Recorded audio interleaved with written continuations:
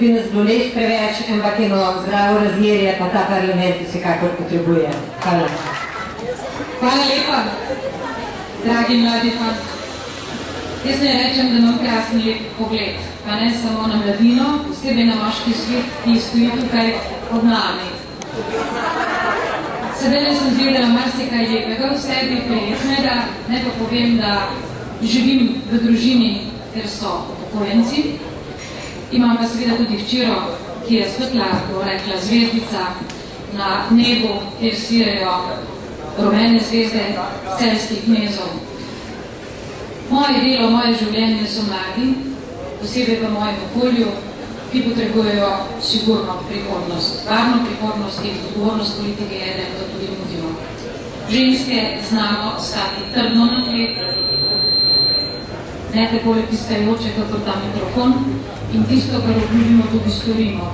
Če ženska reče da pred oltarjem, resno premisli, ko to tudi reče.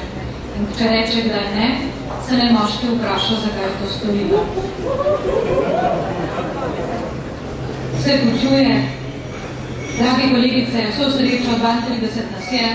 Jaz mislim, da 32 nas bo držalo skupaj, ne glede na to, ali bomo poslanke, ali tudi ne, če katera odpade, verjamem, da bomo spremembo in odgovornost za spremembo v prihodnost imeli v rokah in to tudi storile. Čestitke vsem naprej. In Prekmurje potrebuje vrtinjo. To najbrž ne razumete točno, kaj je. To je tisto, kar glavno v hiši, ki poskrbi za to, da je vsem bolje.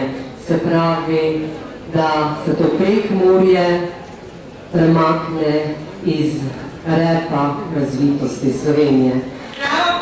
Danes sem spila že en koktejl, tako da nisem več sramžljiva.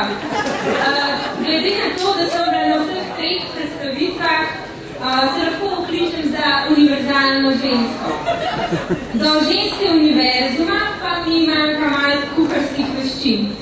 Zaenkrat kuham samo v laboratoriju. Jaz nimam pa, moram priznati, nobenega problema z vlogo ženske v neki skupnosti. Okrožena sem s 3 moškimi v družini in zadnjih 14 let in pol imamo tudi vsak, ki je moškega spola.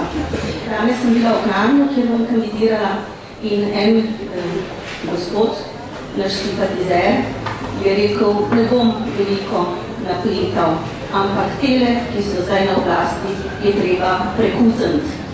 Rekla sem, vas ne sliši. Zaključila bi pa z eno mislijo. Bob Marley